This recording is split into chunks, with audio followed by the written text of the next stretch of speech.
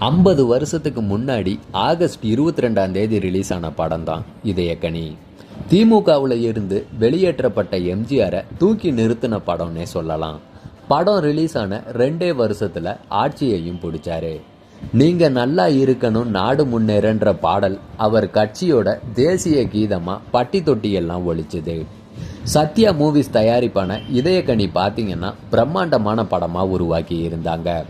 ஹிந்தி நடிகை ராதா சலுஜா, வெண்ணிற ஆடை நிர்மலா, ராஜ Sulochana, Pandaribai, Thengai Srinivasan, V Gopalakrishnan, Manohar, PS Veerappa, SB Subbaiah, Isari வேலன்னு ஏராளமான நட்சத்திரங்கள் நடிச்சிருந்தாங்க.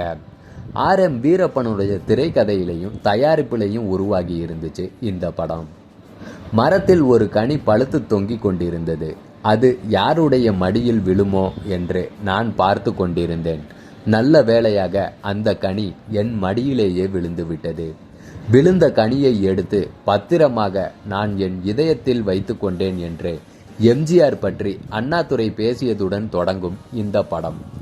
ஒரு கொலை குற்றம் தொடர்பான புலனாய்வு படமா வந்தாலும் எம்ஜிஆர் முன்னெடுக்க இருந்த அரசியல் அமைப்பையும் நிறைய இடங்கள்ல பேசிச்சு. அதோட பக்கா கமர்ஷியல் படமாகவும் உருவாகி இருந்துச்சு. இன்பமே இதழே இதழே தேன் வேண்டும், தொட்ட இடமெல்லாம் பாடல்கள் இன்னைக்கும் கண்ணை கவர்ற கவர்ச்சி பாடல்கள் தான். ஒரு ஆங்கில பாடலை உஷா உதுப் பாடியிருந்தாங்க. MS விஸ்வநாதன் இசை ராஜாங்கத்தையே நடத்தி இருந்தாரு.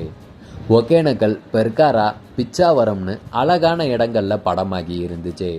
பின்னால வெள்ளை ரோஜா, 3 முகம், காதல் பரிசுன்னு ஏராளமான ஹிட் படங்களை கொடுத்த ஜெகநாதன் இந்த படத்தை இயக்குனாரு.